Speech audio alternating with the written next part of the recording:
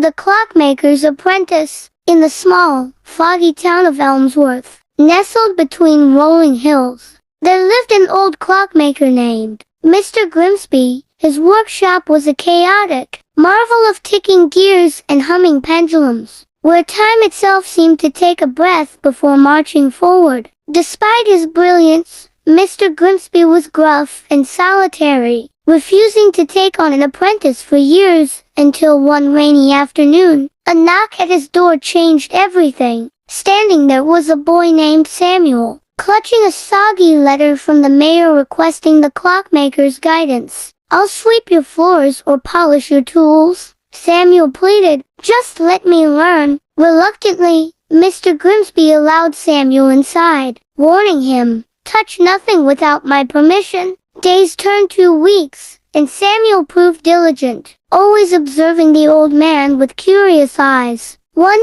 evening, when Mr. Grimsby grew frustrated with a malfunctioning pocket watch, Samuel timidly suggested, "What if the spring is too tight?" Scoffing, the clockmaker adjusted the spring, and the watch hummed to life. From then on, Samuel's insights came more freely, and Mr. Grimsby began to see the boy not as a nuisance, but as a spark of brilliance. One night, Samuel found a locked chest under a dusty workbench. "What's inside?" he asked. "Memories best left forgotten," Mr. Grimsby replied gruffly. Curiosity burned in Samuel until he could no longer resist. Late one night, he picked the lock to find a beautiful clock. Unlike anything he'd seen, its face adorned with constellations. But it was broken, its hands frozen at midnight. The next morning, Samuel confessed, "I looked inside the chest. Why won't you fix the star clock?" Mr. Grimsby sighed deeply, his sternness melting. "That clock belonged to my wife. She built it, and when she passed, it stopped. I've tried to fix it for years,